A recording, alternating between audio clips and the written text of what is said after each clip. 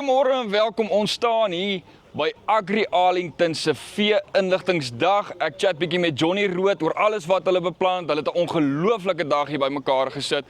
Kom ons hoor bietjie wat sê Johnny. Johnny, hoe gaan dit? Goed, dankie by jou. Nee, lekker, dankie Johnny. Hoorie Johnny, nou vertel my bietjie, wat het julle alles hier beplan vir vandag?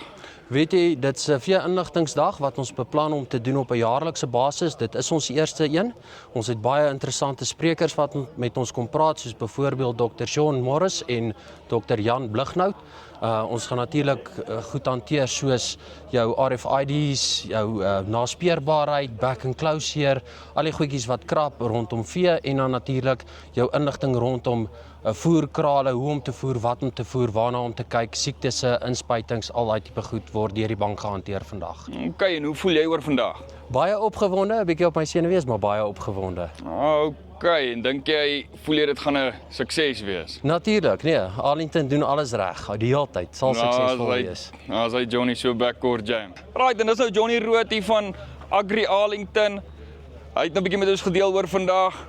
Kyk bietjie wat hulle als gedoen. Ek's Hande van Farm Spice. Mooi dag.